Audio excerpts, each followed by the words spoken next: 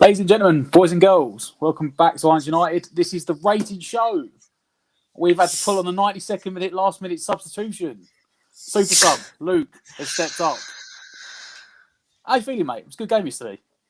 I'm buzzing. I say a good game. It was a good result. I don't think a good game. Yeah, at this point, you just need the results, mate. It don't matter about the performances. Results business, mate. Yeah. So, big time. Started off yesterday, didn't we? And lo and behold, I bring up the first picture.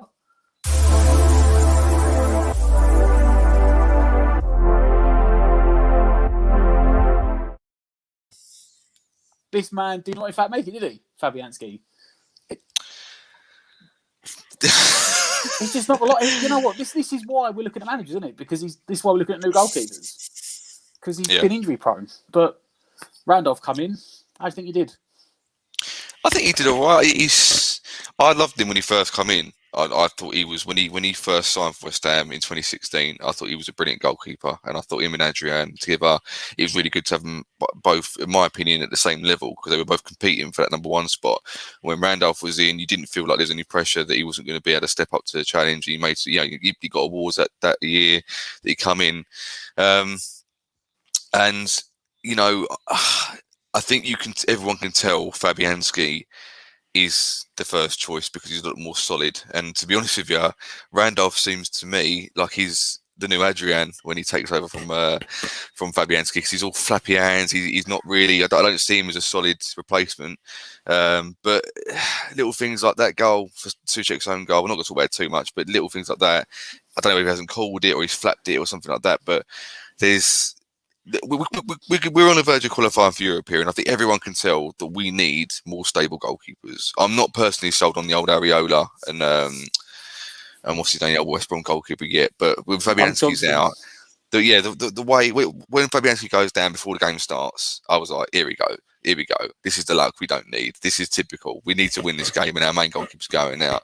I had no real confidence in Randolph, but to be fair to him, he only conceded one goal, and it wasn't really his fault, the goal that he conceded in the first place, probably. So, for me, get this season over and done with, and with all due respect to Randolph, I think his time's up.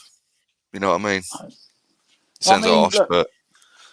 look, Scott said he's worried, Fabianski gets injured so much, we need an up-and-coming keeper to challenge him. I think we do need someone. Toby's giving him an 8. He said, he did... Scott's giving him a 7. James has said 8. Look, he did make some good saves.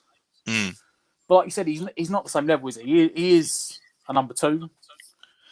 And they're both injury prone to each other, aren't they? But we're going 7, 8. It looks like people giving 7, 8. So I don't know if that's generous or harsh, or I'm really quite strict. It's so West Ham to have injury prone goalkeepers. And both of them you can sort of look at and go, oh, he's gone down. It's not like, oh, he's gone down. What's up with him? You're going, oh, he's gone down again. Oh, typical. So it is a worry, and we do need to invest in the summer. But this is the problem. Will we invest? I'm not so sure. That's a 2-hour-long video, that one. Yeah, we ain't got that long tonight, unfortunately. So what? Yeah. I think people saying between a 7 and an 8. So 7. I'd say 8. A 7. I go for a 7. Personally, I'd say 7. I'd take my word for it. That's what I give. So we'll go 7. And then we'll start moving on to the back line. And that brings us on to, hopefully the first video I've actually got that's going to work today. Having these 2 foul.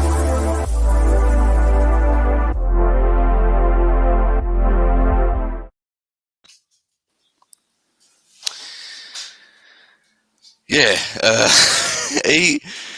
there's no doubt in my mind, right? Safal, on his day, is one of the best right backs in the league. And I don't care what anyone says. If you watch him week in, week out, like we all do, I think most people would agree.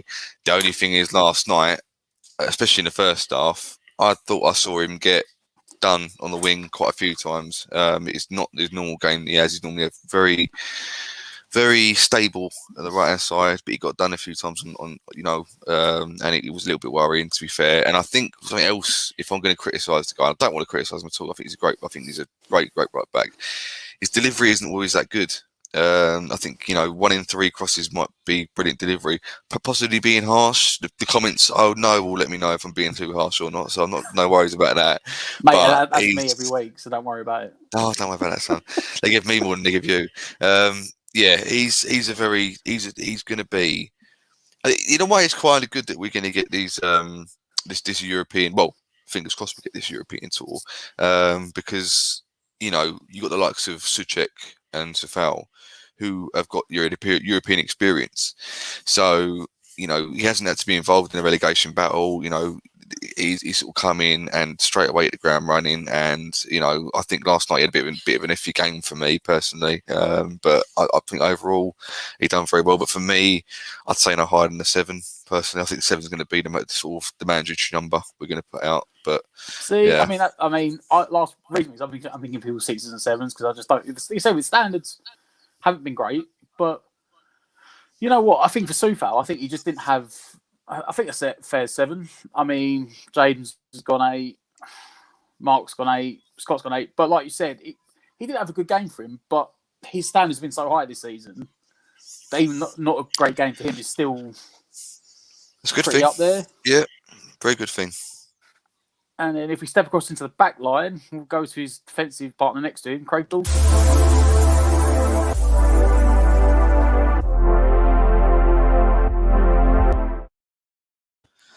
Yeah, I had him to score on Miyaka, and if he'd have got that overhead kick in the first half, I would have got a shirt with a name on the back and tattoo on the bum and everything, mate. It'd have been all going to be going on, but it didn't happen, did it? He tried, bless him, he tried, but he's lucky in front of goal when we're trying to score. It's just not in at the moment. But I think, I watched West Ham clips today, the alternative commentary, and he said it more likely would have been in his own net if he'd liked to score. So, yeah, it's a bit.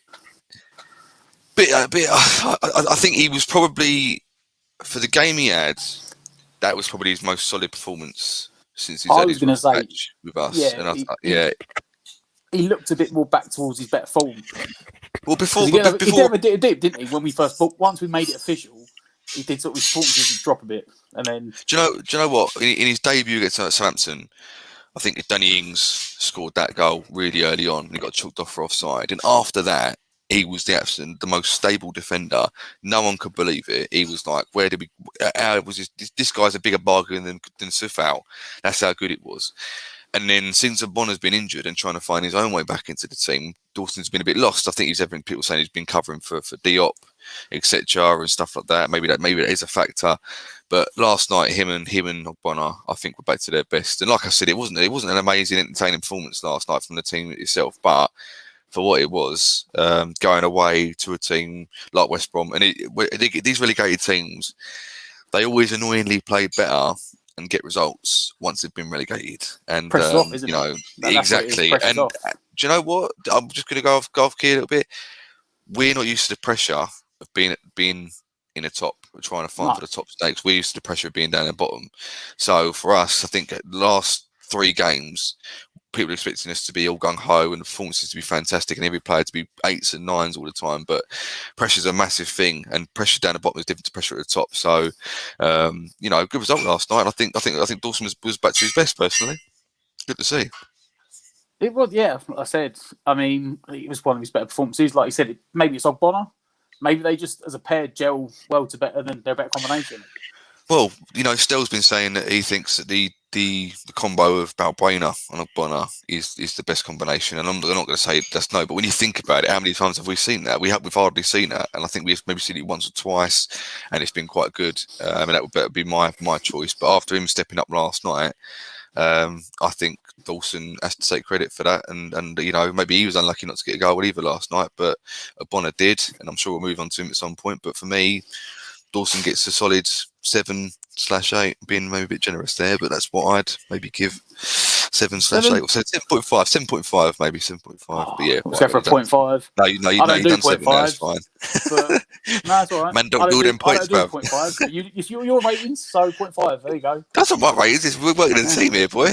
Managerial United team. My amateur hours. Let's keep going. It is amateur hour. If anyone doesn't know, Jake, bless him, has got cricket today, so he can't be here. But it's dedication. About 25 to 7 and went, I haven't got anyone. I think Luke might be available. Do you want me to text him? Otherwise, you're just going to do it on your own. And I was like, I'm sure the chat doesn't want to just sit here with me on my own and ramble for like an hour about player ratings.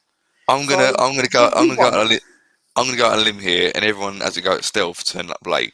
Stealth is like every single other person. The only thing is that he admits to being late and actually turns up late. You have no idea the lack of organisation that goes on with this place. But yeah, it's I'm here. I'm all good. It's not my ratings, it's both our ratings.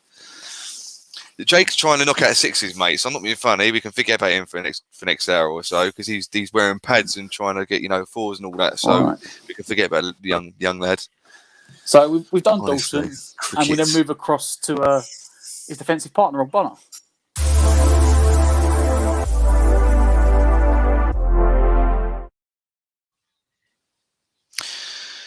Got the goal, didn't he? And that is what. That's what pushes you on. I think you can, if the hard fought point wasn't enough, and that's the difference. The run he made for the goal was fantastic, and he finished it off well, headed down. He wanted that more than anyone else. That run. Yeah, and the finish as well. Anyone that ever gets coached by anyone in their life, growing up playing football, you're always advised to head the ball down so it goes up, and it makes it really hard for defenders and goalkeepers to save it. And Johnson was nowhere near there. 2-1, set us up for the win. So I thought overall he was good as well. You know what? A couple of years back, he was really unreliable. We're going back to like Winston Reid. And can I just stop you there? I can't bring up the comments. I don't know how it works. But Words and Pictures just put goals are exciting. Arse Nige. I agree with that, but only if we're scoring the goals. Only if we're winning. Yeah, I can't abide by this losing 4-3, but it was an entertaining game. I'm going to be going home and drowning in sorrows if that's the case still. But yeah. Anyway, yeah. A couple of years back, he wasn't reliable, but I think for the last 2 years now, I reckon he's been our most reliable centre back. Yeah, it started off in 2018, did it, with I think Moyes' first tenure. We were fighting relegation that first time, and he started to be the rock at the back. And ever since then, Anton's been getting more and more and more annoyed that he's been getting better and better and better. And now he's like the Don at the back. And I think it was a few years back, everyone's going, well, he come from Juventus, didn't he? But he weren't a starter. That's obvious. He weren't a starting player. He was a substitute, so that's why he weren't nothing. And now it's like, well, he's played for Juventus. Of course, he's a good player. You don't get him for Juventus for nothing, do you? So, opinions change, but fair play to him because he's listening to the Mark Noble podcast. He's apparently one of the nicest guys ever. Until he told Mark Noble to F off many years ago, which is quite interesting. If anyone hasn't heard it, I'm sure you'll find it on YouTube somewhere, but Mark Noble done the old Peter Crouch podcast. Yeah. I just listened to that day on the way to work. It was actually a really good podcast, to be fair. It's quite interesting. Well, Mark's saying 8. Started off shaky, but a great second half. James is saying 8. Toby saying 8. Vegeta's saying 7.5. Caden saying 8. Scott saying 8. Hammer here until injured. Fo said, is that a Haller Ajax shirt? I got this before I even thought about going to Ajax, mate. This is no, I thought I'd wear it because I saw a post on Facebook. I remember I had that in the drawer at home somewhere. I've just realised that technically they're a European team. We're going to Europe, so it all bodes well. So you never know, if they don't do very well in the European group stage, you could be meeting them in the Europa League anyway. We could get a revenge on Haller. He could score an own goal at London Stadium. Everyone goes, it all bodes well. That's what I'm going to say. Gordon said, so 7 and 8, Froggy. Everyone seemed to be pretty. He was pretty solid. I said, to be fair, the defence. There was times we looked shaky. I mean, there was, especially when we started chasing the second half. But we were pressing up the pitch, leaving them exposed. This is the thing. I actually thought that for an analysed team, they played quite good football at times. And I know he done his night in interview, didn't he, afterwards, saying that Antonio slagging off his style of football, when that's another story. But I thought they played really well, actually. They gave us a really, really, really hard fought sort of game, and they made us work for it. So yeah, I don't let Big Sammy say that. No, the team did, not Big Sam. He was up there drinking gravy, mate, and having a little He dance weren't when happy, they was he, scored. yesterday? No, sod him. But yeah, he's it was they played well, West Brom. I think the fans were good for him yesterday as well, which hopefully our fans will be good for us as well. So yeah, be interesting Sunday. Right, so we've done with Bonner. Let's finish the back line off. Creswell, if I can actually find his picture somewhere. Amateur hour over here.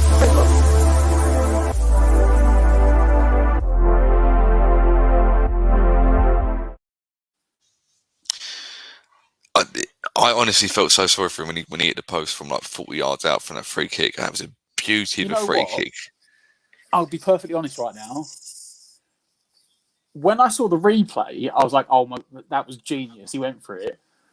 When he hit it, I thought he's absolutely shanked that free kick, and it hit the post. And I was like, "Oh." And first, I thought that's an awful free kick. I saw the replay, I went, "Oh no, he's hit the outside of the post," and he's looked and seen the goalkeeper's gone. I was like, "Yeah, that's why I'm not a football manager or a player or anything. I'm just sitting here watching it on TV." He knew what he was doing, son. He knew what he was doing, and he was really unlucky, to be fair. But he's now today. I saw the stats. He's now got the most assists of any defender in the Premier League this season so far, give and take Sunday. I don't know. I don't know. You thought he played, but I thought that he. He's a weird one, Creswell. I think he plays all right, or he's world class, and I think this season has been one of his best seasons for a long time. I think this is his highest scoring. Sorry, no, his highest assisting season since he's come in. I've read online today. What I like about him was when he first come in this season, and Masuaku was left wing back, and he was a left side centre back. He was really owning that role. He was playing really, really well. And then when Masuaku got injured and he had to be moved back into a left back role, it was like, oh God, he's not going to have the same form again. He found his new lease of life, but he's really taken to it well. And he's I mean, there's a few times this season where he's let a forward go past him, and he hasn't marked them properly, and they've scored goals, and he's got to take flack for that. But overall, throughout the season, he's been back to his not quite back to his best when we first signed him, but he's definitely been up there with one of the top performers this season. I think you realise when he's not there. You realise that you've got to have Fredericks on the left wing, your left back side. That is what I would say. Is that you notice in the games we didn't, especially not just in general, not having a left footer on that left hand side. When Masuaku and Chris were both out, we had to play Johnson or Fredericks. You noticed how much more restricted our play was because everyone knew. Well, they're not going around the outside. They've got to cut back inside, and left side become non-existent. As soon as Creswell come back in with his delivery, he's created chances again. Like you said, his best assisting season. He's the highest assisted defender in the league. Everyone's coming in 7s, 8s, 7-7, 7-7. Toby said he's a Scouse god. 9. He's a Cockney god now, boy. He's an East London god. Never mind Scouse god. Danny's saying 8. Foe is saying 7.2. It's quite low, but for what he was, but he wasn't outstanding either, was he? He had a good game, but he wasn't like one of the best players on the pitch. So scored, got an assist and hit was unlucky with a cross. But yeah, I think 7 is fair. Maybe an 8 at a push. He's pushing for an 8. I mean, yeah, I think that's fair enough. He said he probably could maybe even higher if he'd got that free kick had somehow gone in, but. Backline's done. We'll step forward into the midfield. And the first person we got is Tommy Souček.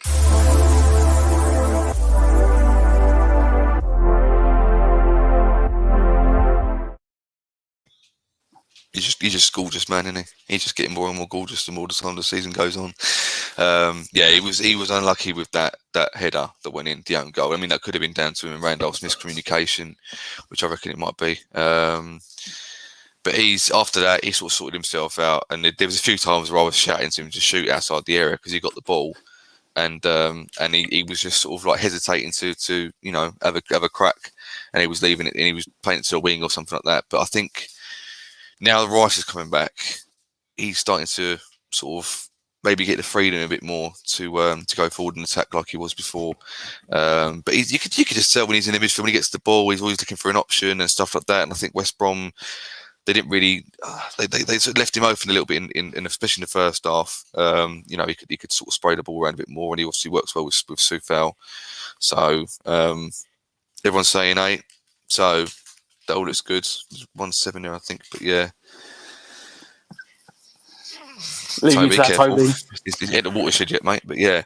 I think it's noticeable, though, that as soon as Rice has come back in, you've seen him get forward more. Like, I don't think I've seen him that far in the box for a while. No. When he was able to sit deeper with Noble or Fornals or Lanzini alongside him, you noticed he was sitting a lot deeper, whereas now, like the goal he scored, a yard out or whatever it was in the end, but he made that run to push into the box to make up the man. Yeah. You wouldn't have seen that.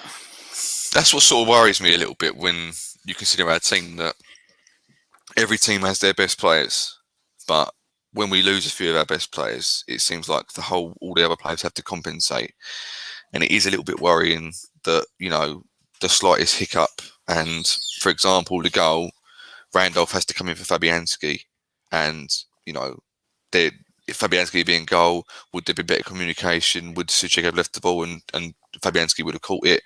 We don't know. But yeah. Why not give him an 8? He didn't have a bad game, did he? And he was pretty much on it. So yeah, I'd go with an 8 as well. I think he had a good game, and I think he'll be loving the supporters back on Sunday. So that'll be interesting to see him and Soufal react, because I think they can't wait to play in front of the fans, can they? I think Soufal's had. Is it like? Do you have that one game back in November, December time? Yeah, sorry, yeah, the Man United game. A couple of thousand fans, wasn't it? Yeah, and he said he loved it then. So yeah, get rid of a few of these commenters, mate. They're coming up more and more now. Yeah. Oh wow. Someone is really not. No. Got some time on their hands. Anyway, yeah, exactly. Don't worry about that, mate. I had him the other week. Defensive partner. Declan Rice.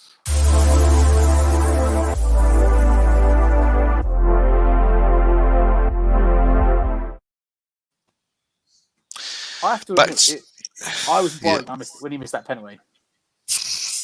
I knew he was going to miss it. It was actually a really good penalty. If that was that sort of penalty, if that was 2 or 3 inches further inside the post, it was already past Johnson. He never got it. But fact remains, it wasn't.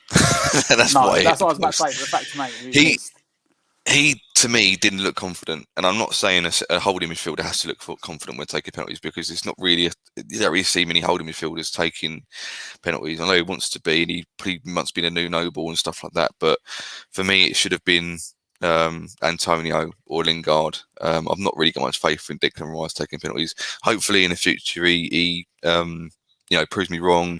If he can be the new Noble from penalties, then fantastic. I'll take it all day long. But I'm not really that comfortable with him taking them. So hopefully he improves and scores next few, whatever. Stell made the point yesterday on the watch along, and I didn't realise what he was making the point at the time. Say it's like the 85th minute tomorrow, and we get a penalty, and Mark Noble's on the pitch. Who takes the penalty?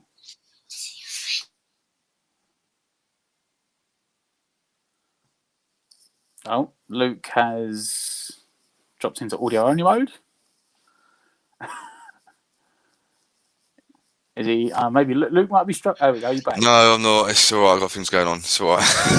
Yeah, Stell made the point, because obviously after Antonio's goal yesterday, he is now joint second top scorer alongside Noble. So say we're like 1-0 up on Sunday from like a Thomas Souček goal, and we get a penalty and Noble's on the pitch. Is Noble going to take it, or is he going to give it to Antonio? Oh, they've got to sort this out. I personally think I can see this. No, but I can see it being Rice as the penalty taker. There's definitely something going on with training or whatever. They're saying, right, if you get a penalty, Noble's taking it. Maybe he just needs to sort of get practicing and training and stuff like that. But if Noble's playing, he takes it. Simple as that. He's got the experience and stuff. The thing is, though, you've got to think about that. We haven't, Noble has essentially been the penalty taker for about 10 years, maybe longer. So when people go about penalty taker, normally you just think straight away, Mark Noble's always been in the team. He's always been a penalty taker. Does someone else need to start, like you said about Declan, someone else need to start? I mean, I've seen a couple of times maybe Vaclav or one of the others guys saying that Souček used to take penalties for Slavia. If they do, and they're good at them, take them. Don't listen to me about having older midfielders take penalties. If you score penalties, you take them as simple as. I don't care if Creswell takes penalties as a left back. I don't care if Fabianski takes penalties. As long as they score them, I don't care. So yeah, to me, it doesn't matter. But that's the problem. West Ham have been in this mould for so long, the noble mould, that once it starts to break up, they don't know what to do. So that's something that they've got to try and get a hold of. They'll see it in training with penalty taking. Who's got the obviously taking one in training is different to a match, but Scott's saying Lingard should have taken it, but then saying Lingard missed one earlier in the season. Yeah, so maybe Antonio is the one, but then Antonio. Is it that one penalty against Man United? And I wasn't convinced by it last season. We took that penalty. Me and Stell have this argument quite regularly that he's not a striker, and I'm going, yes, he's a striker now, because that means Declan Rice isn't a defender or a midfielder. So yeah, so he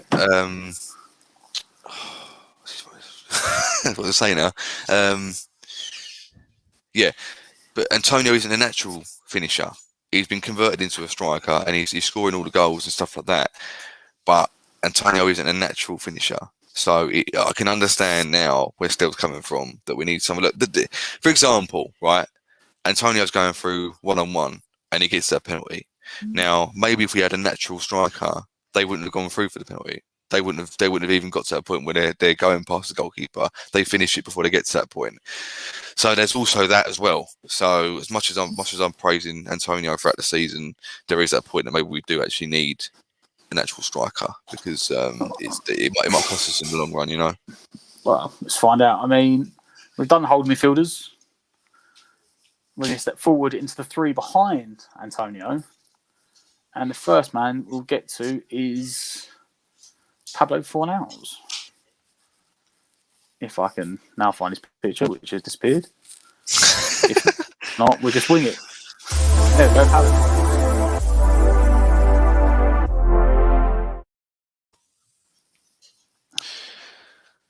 For me, probably one of the most underrated players in the team. We converted him from some sort of flair player with all the tricks and stuff like that to an absolute workhorse who can play centre midfield, or he can play attacking midfield, or he can practically play on the wing. So he had a major hand in the third goal yesterday. That's not really. He's becoming an absolute all-rounder, and I can't wait for him to be in Europe next season if it happens, because I think he'll show us what he's truly made of. I've got nothing but respect for the guy, the way he's turned his career at West Ham around, and for me, he's one of the first names on the team sheet. And yesterday, I think he had a great game. Didn't really have a lot to do like he normally does, but when he did get the ball, he did do something with it, It's weird because we always seem to have, I think every fan base has it as well, like every club. You always have that one player in a team where he just divides the fan base, like you either love him or you hate him. And I think at one point Anderson was that player. Then Anderson went out on loan, and then Haller became that player. And Haller got sold. I think now it's Fornals, because like even in the chat, I've got Fornals 8, Fornals 10, Fornals 4. So it just, normally for a play rating, we normally get one or two either way. So you might go for like 6 to an 8. But, and it's back up to 8s again. Well, these are not 6s and 5s. 9, 7, 8. So we're of the opinion that he divided opinion yesterday. He's one of them players. He's a bit like Marmite. I thought he played really well. I think he had a hand in 2 or 3 goals. And I think Moyes liked him because of his work rate. Yep. If you've got work rate, you're in the team. Simple as that. I think that's the way most of it goes. It's just a shame. Yeah. I said it in the summer. He needs to go into finishing training with Kevin Nolan or something, so he can sort out his finishing. Yeah, that's the one thing that I said it for months. I think midway through the season that he was my most frustrating player, because he used to get in these positions, or used to get work his way into these positions where all you got to do is finish it. Just poke it in the corner of the net, and he'd hit the post, or he'd try and pass it, or he'd hit it wide over the bar into the keeper's hands, and it would be the most frustrating thing ever. And 5, the only 7. I think the only player who's got a finishing touch out of all the midfielders is probably Lingard for me. I think Lingard, he doesn't normally miss chances if he gets them in front of goal, but he's the one that's normally giving out the assists. So I think you're right there, man. I think he maybe needs a bit more to be tuned in up front, really, tuned into getting the odd finishing touch. I'm saying that alongside him, another guy that seems to really spread the fan base is Benrahma.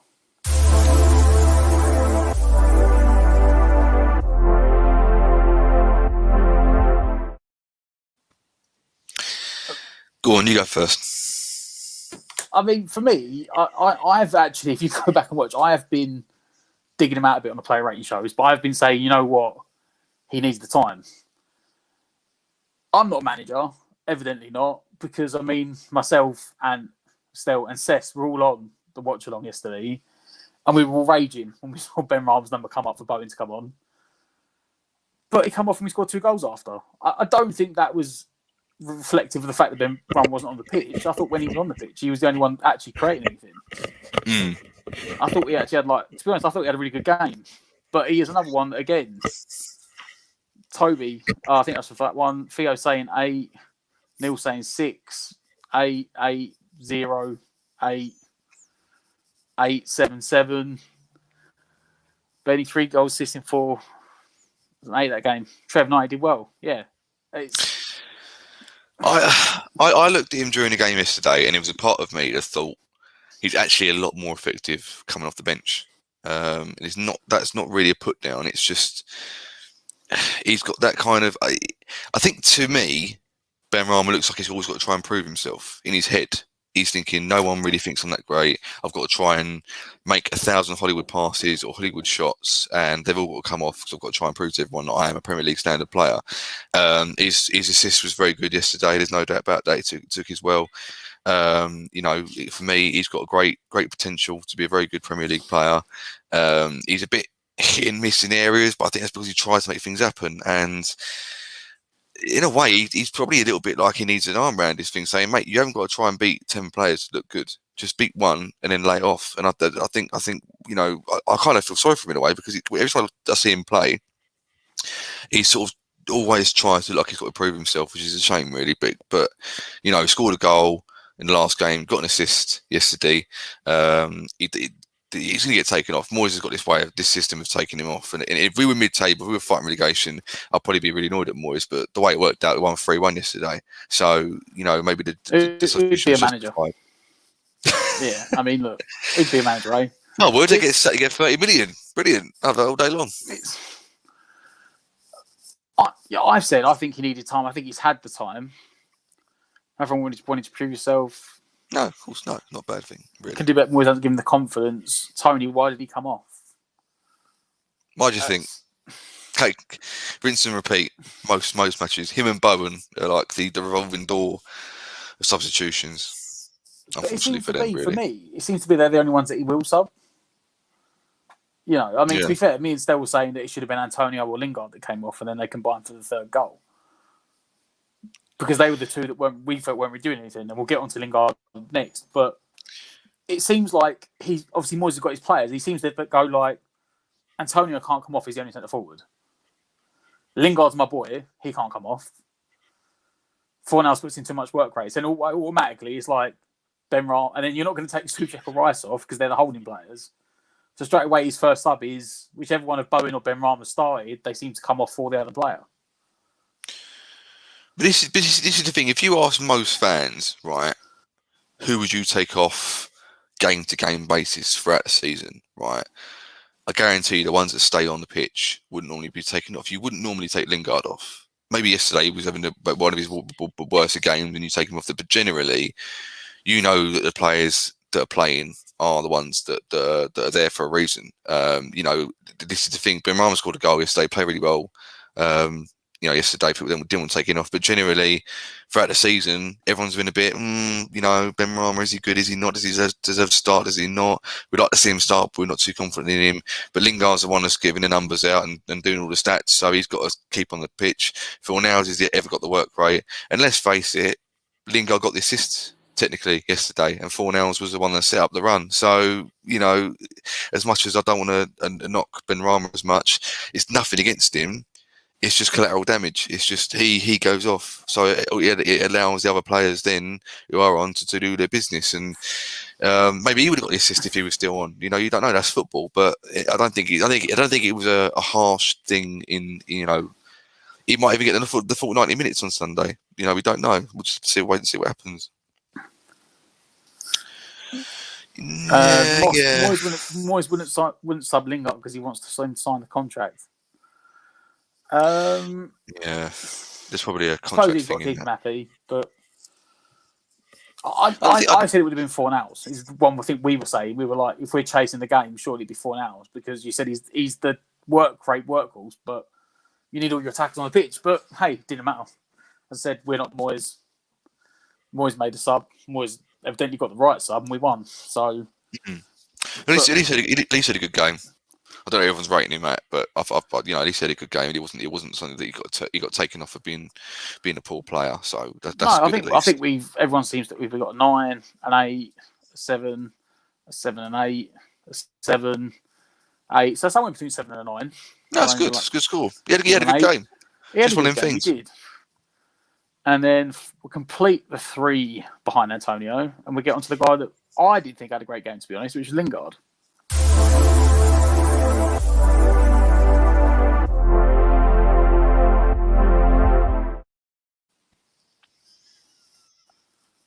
I think he's carrying a bit of a knock, personally. I think there's also there's the part of him that's maybe the pressure's getting to him a little bit. Being in a new team and playing up the top. I know he's done it with Man United, but that's with Man United. It's not with West Ham. Completely different kettle of fish. He's maybe lost the edge that he had, but then there's also the fact that we're playing against teams that might have worked him out. So Trev's made this point, and I think that's the reason he's not at Man United, and he's not Bruno Fernandes. He said Lingard needs to try space to thrive on and run into. When it's crowded, he seems to go quiet. He's still creative in intervals, and that is, people will say, why was he not playing for Man United? Because generally, when Man United play, this is how they play every week. Teams sit back against them, don't give them space. Lingard needs the space. Don't you think? I agree. No, I agree. There's definitely been a change in him. But the thing about it is as well, when he come in, he hit the ground running. He was scoring all the goals. He was setting up the assist. He was taking teams apart and everything like that. And we maybe even playing a different system. Defending has changed. He hasn't had the same impact because he was so good. He'd set that bar so high. He might just be having an average game. He might just be having a normal game, not even playing that bad. Because we expect so much more of him, we're actually extra harsh to him, saying he had a crap game. He probably didn't even have that bad a game compared to what he has done when he walked in. And it's just the fact that you're not scoring any goals, you're not doing the assists like you were before, so you're playing terrible. But it's because we look at him at such a higher point. They're also the thing that he did have a terrible game. But this is why Man United haven't been playing him for a couple of years. Could this be the start of when Lingard wasn't performing at Man United, and now we're going to see that thing? Hopefully not. Hopefully he still stands to his standards. He still works hard, etc. like that. But there was also that part, I think, at Man United where they thought, well, you're good, but you're not quite Man United good. And perhaps we're now seeing that he started off at West Ham, breath of fresh air. He's been a bit injured, probably getting a bit tired as well, having not played in so much time. Probably making excuses for him, but that's the only thing I think of. I don't think you turn crap overnight. Next season, I think once the season starts up again, and it's not the back end of the season, it's the start of the season, and teams are going to attacking again, I think we'll see better at Lingard. I do think that he's not a Kevin De Bruyne. He's not a Bruno Fernandes. He's one of the ones that likes to play on the counter-attack and likes to run into space and run at players and pick up a pass that way. And he's not going to... When we've got into this crunch of the season, unfortunately, we played Everton that was still in it and are still in it now. They could potentially take 7th, but realistically, no, because they've got 8-goal swing on us. Then we played Brighton, who were happy to sit back, and West Brom done the same thing. And all of a sudden, we went from when he came in and he was basically carrying the team, people were still underestimating us, people were still attacking us, going at us, and it gave Lingard the space. And once teams have gone, you know what, there's 5 games to go, 6 games to go, West Ham are still up there, we need to start respecting them, we need to start sitting back, not letting them have this pacey counter, we started to struggle. in fairness, but look, it's. I'm one of these people that if you've performed well for so many games, if you're a major reason why we're where we are, I will allow you to have a couple of bad games. It's just the way I am. So I'm probably the worst person to ask about this because I know I'm in the minority. You have to perform every game. There's no excuses. You've got to perform for 90 minutes, not 60 minutes, and all sorts of stuff like that. But I just think that we heralded him as some sort of god for the first few months he's been at West Ham, and now he's done a couple of games, a couple of maybe under par games. Everyone's going, oh well, he needs to perform better. Well, he has been performing better. It could be a thing that it's not just him. We've had a couple of injuries in the squad, now they're all coming back, and now again, the whole system of the team has changed, and players are coming back in, and again we're having to sort of go around a system where players are playing again like they weren't having for a few months, so he had to sort of drag the team up a little bit. Now he hasn't got to do that. He might be being asked to play different roles because he's not got to carry the team as much. I don't know, but I think it would be. Maybe he should have come off yesterday and he had one of his worst games, but there's no doubt in me that he got the assist yesterday. For me, that's it's little things like that set you apart when you actually get goals and assists. I don't care how poor you play. If you are getting the results for them, then you don't deserve much slack. In my opinion. Mark said after Lingard starts, teams are starting to single him out and make life harder for him, which is true. And as you said, Theo's saying the way he set up that 3-on-2, drew last fender in to get Antonio 1-on-1 with Johnston was great. Anonymous otherwise, but like you just said, his job is to get goals. Whether it's assist, he's an attacker. So whether it's an assist or a shot, is to get the goal. And he drew the defender out for Antonio spacing behind and got the assist.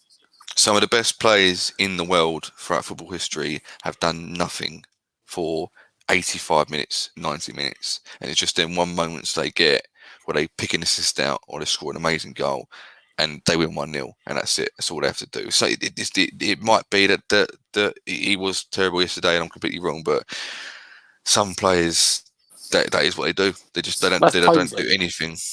We've only had him since January and he's one behind the top scorer. Souček and Antonio are both on 10. He's on 9.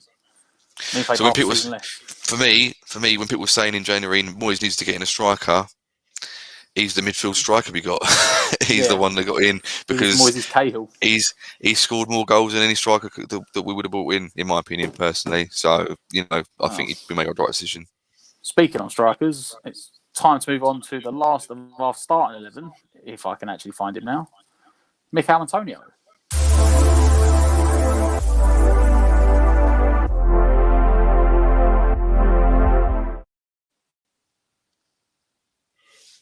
I don't know about you, but he frustrates the hell out of me sometimes. Because when he's in the middle, he does really like in the Burnley game. He was in the middle of the pitch the whole game. He stayed in the width of the penalty box. He scored 2 goals.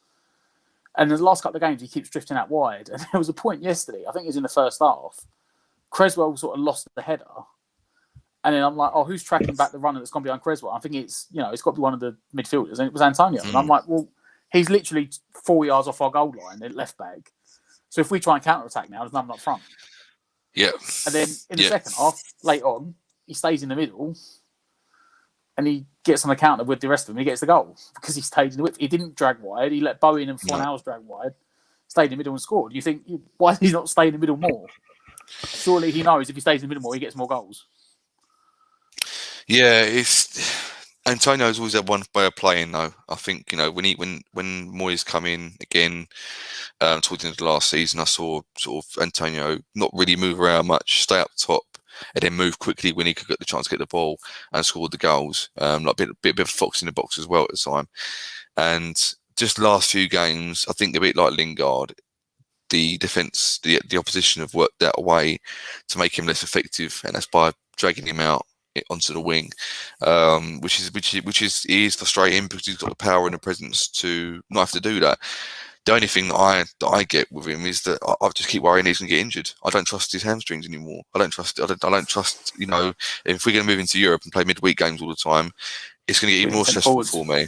Yeah, we do. We need. But I don't know who we're going to get in because, like I said in the chat the other day, if we bring in a top standard striker, whoever that may be, who's going to be our number one striker, what's going to happen to Antonio? Does he become the sub striker? With European Cups, it's 38 games a season. Say you play a couple of games in each round of the cup, like the League Cup and the FA Cup. That puts you at 45, 46 games a season. If you get through to if we finish 6th, we go straight into the group stage of the Europa. So straight away, is that teams of 4? So straight away, that's another 6 games. So you're going to 50 plus games a season. So you're going to need more than one centre forward. Antonio, I think, don't think he's going to hit 30 games this season, is it? He's going to be at 20 something games. I'll be surprised, bless him. But so for someone who still need 2 centre forwards, even with him starting. Yeah, I think squad rotation is good. Is going to be a good thing like that, especially next season. But it don't frustrate me. I personally think he's a fantastic player for us. He makes things happen. I think he even done most of the hard work for when the cross went in, that led to the Souček goal. For me, competing in the middle. I throughout his tenure, I honestly can't respect him anymore for his work rate, his presence, his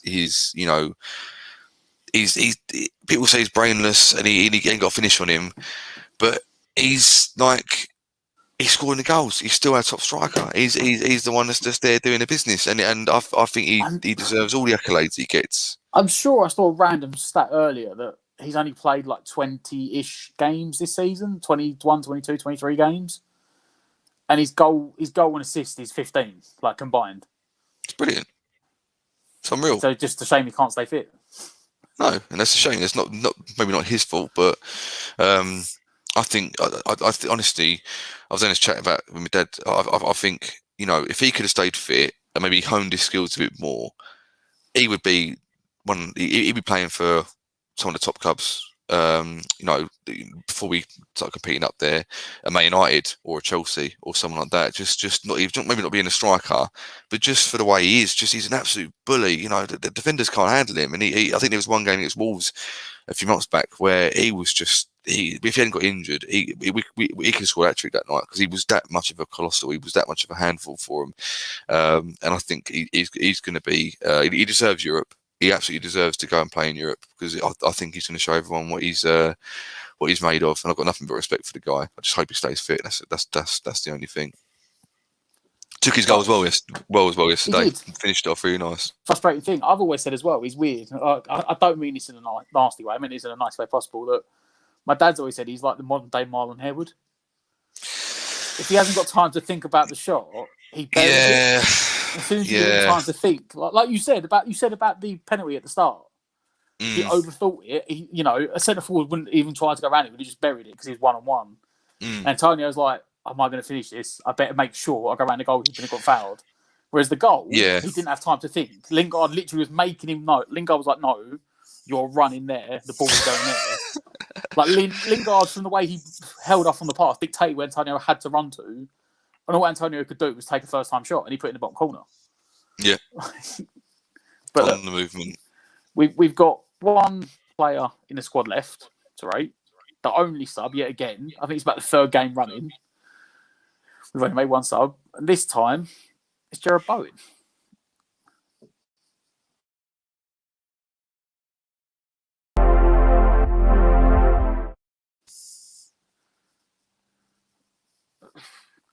You said earlier, it's weird. Like, it just seems to be him and Benrahma at the moment. Maybe next season, at the start of the season, when the pressure's off again, Moyes will change it around a bit. But, he seems to have gone to almost sort of formula that he's just hammered in the last couple of games. And then I had a couple of losses, and then he sort of drilled out 4 points, which, in fairness, that Benrahma one coming off the bench for Bowen the other day, that goal against Brighton could be key at one point. Yeah. But I don't know. You know what? He bought. He looked right when he come on. He was quite quick. He was quite direct.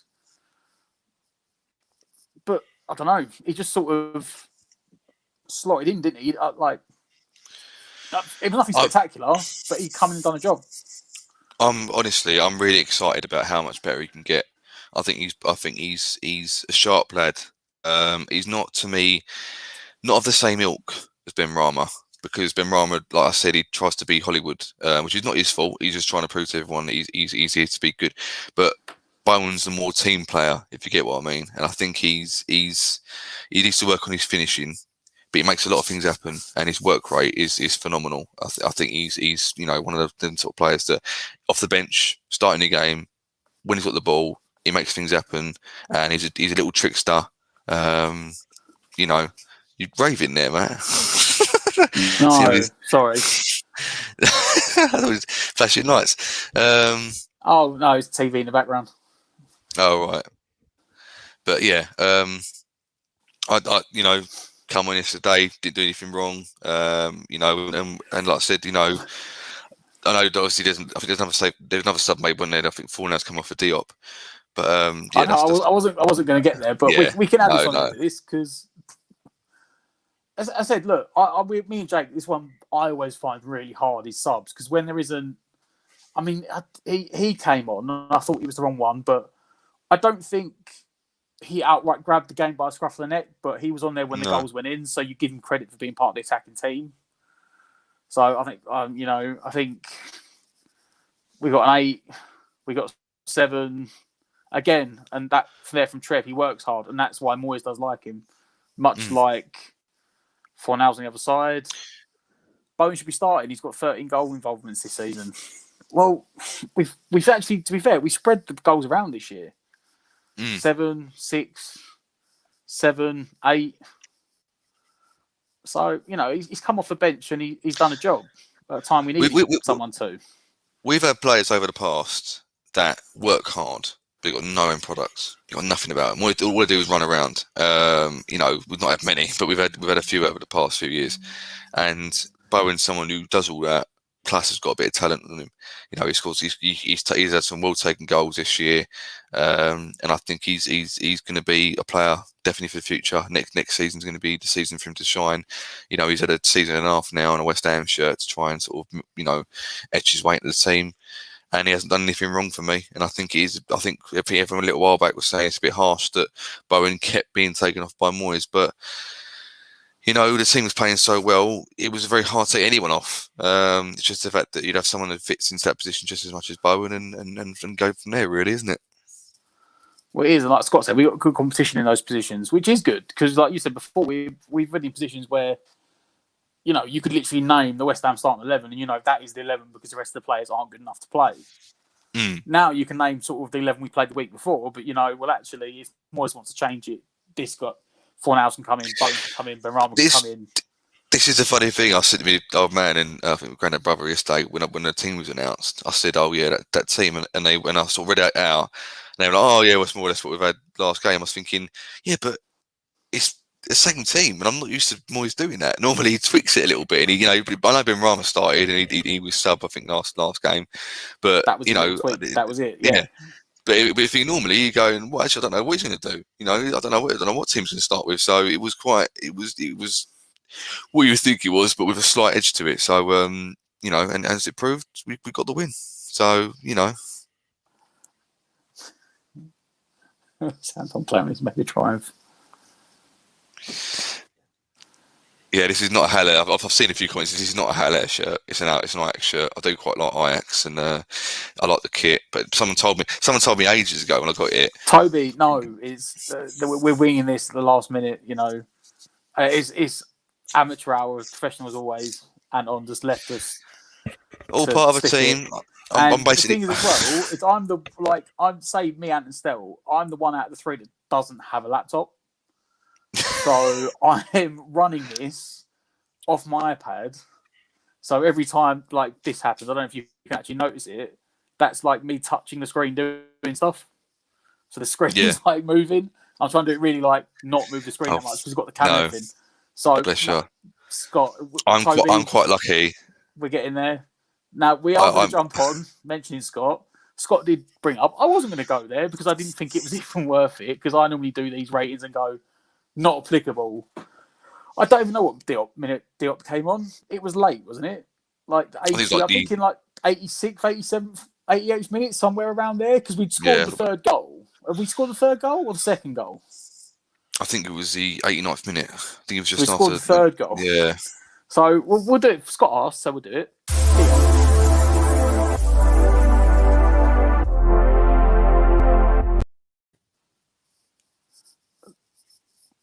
What are you going to do? I'm going to give him a 10. He was outstanding. In the 3 minutes he come on, he's done everything he was trying to do. Oh, you give him a 10. I was holding out the 10 for the next one. Or just give him a 1. Say, when I'm turning up, mate, it's all right. Back to it Sunday and you go. Get ready for Sunday. There was one last sub last night that never made it onto the pitch. That must have been like the shortest sub appearance ever. I don't know if anyone noticed this. Because Yarmolenko was stripped off on the sideline, waiting to come on. And they're waiting for the ball to go out of the play, and then the ref blew up for the end of the game. He never actually made it onto the pitch. Didn't need it, did he? Didn't need to come on. Classic. But I've said to Jake before, it's hard, especially when they come on that late. I'm like, not applicable. Like, did he actually touch the ball? Did he make a tackle? I can't remember now, to be fair. I was too overjoyed. Once Antonio put the third goal in, I was just buzzing, mate. I was just thinking about them plane tickets and, going away 12 out of 10 on the bench. Yeah. Brilliant. Toby, he didn't. That was the point. He was stripped off, ready to come on. And Moyes looked at him, and then the fine Tom whistle went, and he was like, "Yeah, shake your hand, boss." As long as you play well on the bench, mate, that's fine. You're there. You've got to keep the momentum going. You're all right. Just to finish off amateur hour, Jake, we will normally do. We've got two ratings left. It's normally the referee and David Moyes. Now we're going to skip the ref because I don't actually know who the ref was. I haven't actually found out who the ref was. Oh, I think I know it. Well, no, I know it was. I can't remember his name, though. But that is actually a good thing. Scott's point was, this may have been the best referee I've seen in months. I always say, when you don't know who the ref is, that's normally the best thing because they've done their job. You're not supposed to know who the ref is. No. Praise them when they do things right and criticise them when it goes wrong. Yeah, but you're not, when you don't know the name of the ref because you're not sitting there, they're letting the game go. But look, we'll skip the ref because I've amateur hour actually forgotten to find out who it was. I don't have a picture or a name or anything. And we'll just go to the last rating for the day and we'll go for Moyes. We'll go for Moyes, and I believe Moyes is...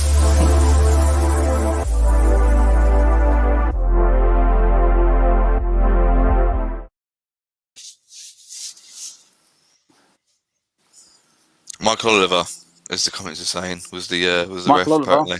Yeah, I thought that was it. Yeah. Fair enough. Moyes. Go on, you go first. I don't know. Like you said, the starting 11 was basically as we predicted. I mean, me and Ant done the preview the night before the game, and I said there'd be one change and Benrahma would come in, and I was like, it's just, is it Fornals or Bowen that drops? And I said I'd rather Fornals just to go more attacking, but it'd probably be Bowen. It was Bowen. I don't know how much you blame a manager for the way the players play on the pitch, because at the end of the day, he can only do so much from the touchline. I thought the passing was sloppy at times. I don't think we wasn't sharp or cohesive. I think, like you said, for a large part of the game, West Brom were the better team. Mm-hmm. But he's. I think in a way he's quietly going about his job. But the media aren't speaking about him too much. Whether that's just top six bias, I don't know. But he deserves a medal for what he's done for West Ham, because he's. They say that they say a lot of. I mean, I'm talking overall here for a second, but they say that all these clubs that go out in the summer, especially newly promoted clubs, they go out and spend a load of money to try and achieve. Doesn't work out. He's spent nothing. He has spent not a penny, like peanuts compared to what most clubs spend. Suchek's a bargain. Safal's absolute peanuts. Lingard's a loan move that could turn into an absolute, diamond crusted transfer.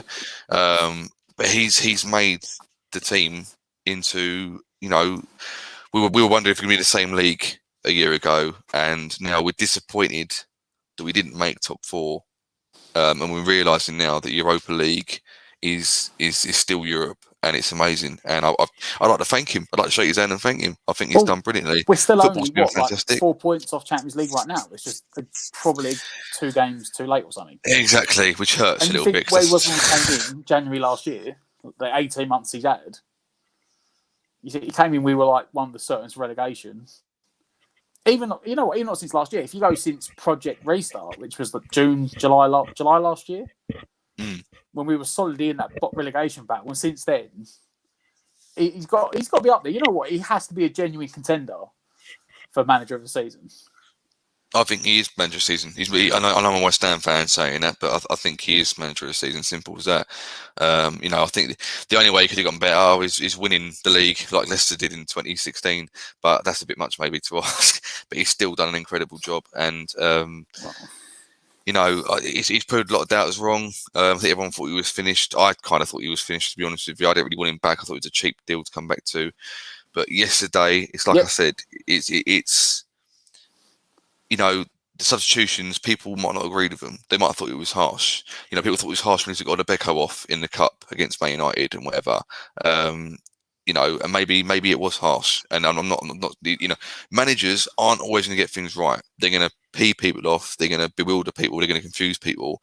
But at the end of the day, if overall you get your decisions right, I think you got credit to him, and credit to him yesterday, because we weren't the better team for long periods of that game. Some of the football wasn't the best, wasn't the prettiest, but we got the job done. At the end of the day, the players he kept on the field, they made the difference to that third goal. And the thing is, people don't always say, "Oh, we was winning anyway, so we didn't need the third goal." Sometimes you do. No, West Ham definitely do need the third goal. Exactly. You never know if there'd been a last-minute corner, 93rd minute.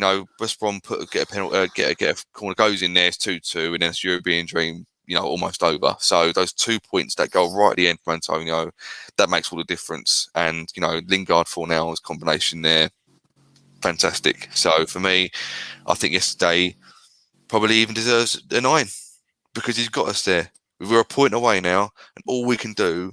It's in our hands. Mess it up. I'm not going to mess it up. So look, even if we mess it up, there's touch the table in front of me. There is no way we can mess it up to the standard of not getting Europe. It's an 8-goal swing. 8-goal swing on Everton. We need.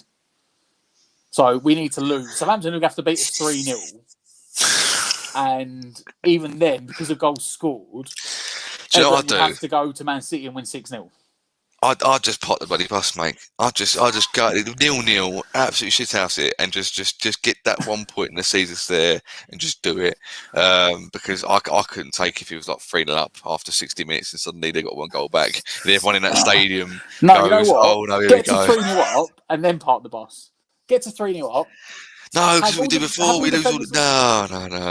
Do you know this is the thing as well? People are saying that the players aren't having the impact, and the football isn't the impact it was. It's pressure, man. We don't know about this pressure. And Sunday, I think, you know what? I don't think Sunday be there. I think the fact they got this win, because don't forget as well. The problem is that there is a very easy situation that we lose and still finish 6th.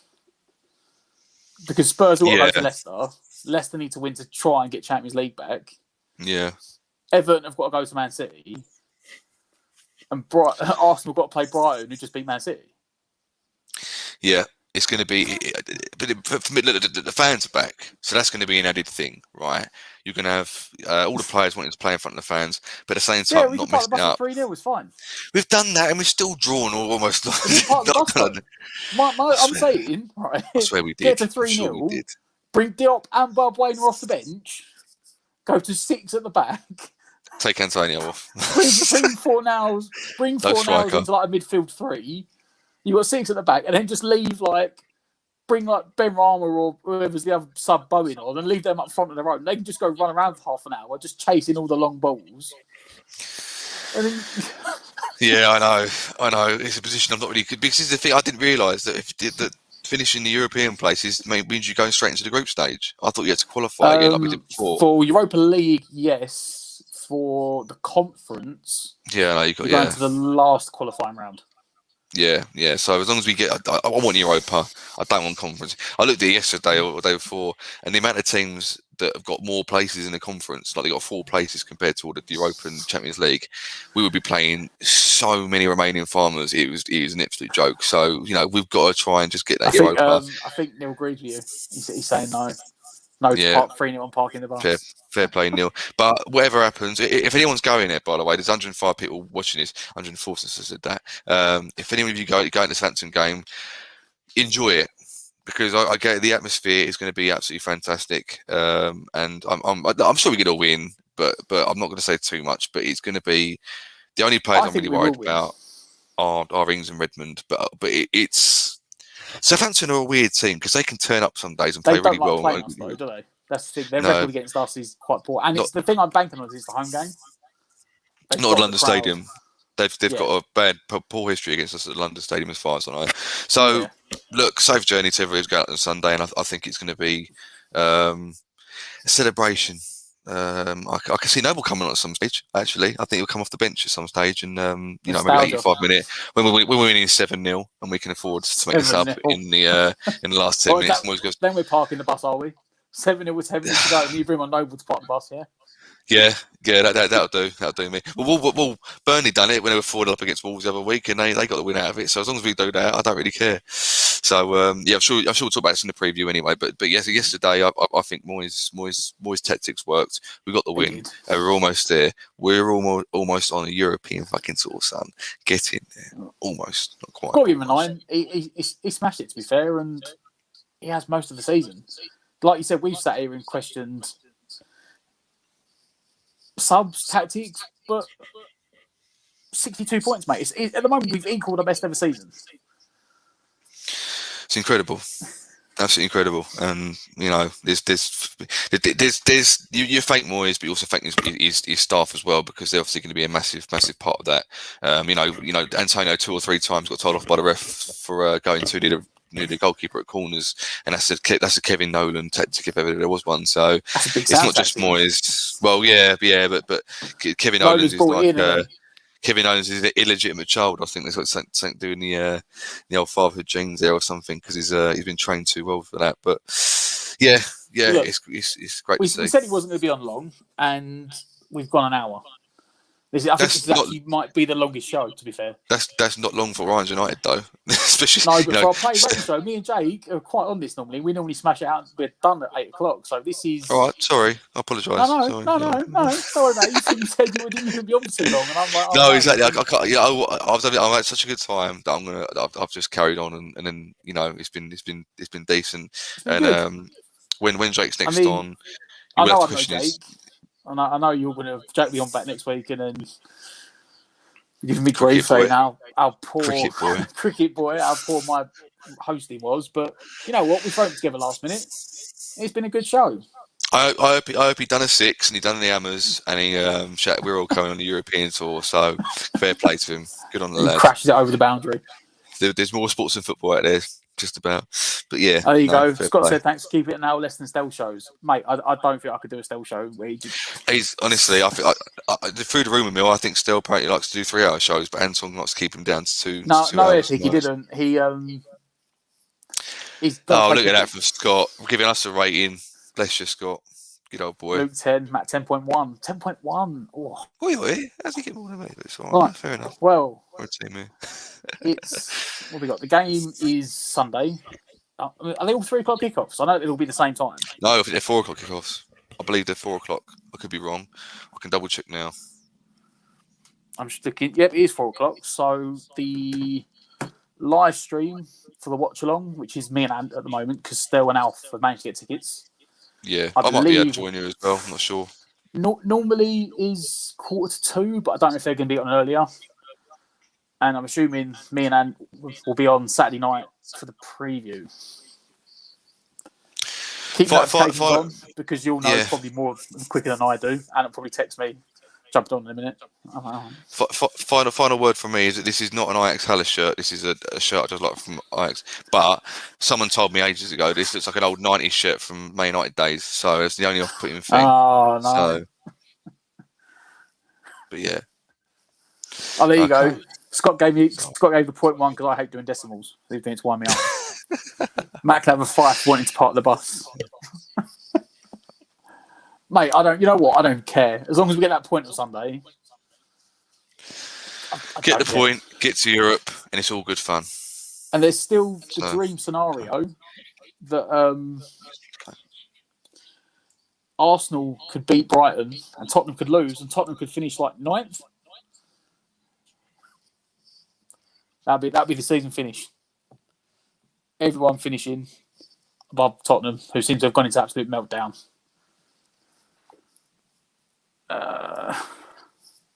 But as I said, Right, I wants see. 3 You had your fun points. there. Right. Right, well, I've been Matt. Yep. This is Cheers, the guys. European Thanks for tour joining guide us. over here. Yeah. I hope, well, fingers crossed. Yeah. Going over to As Astragugu always, if it all goes wrong. But yeah. remember to like, Decent. comment, and subscribe. And come on, you Irons. Who are you, Irons?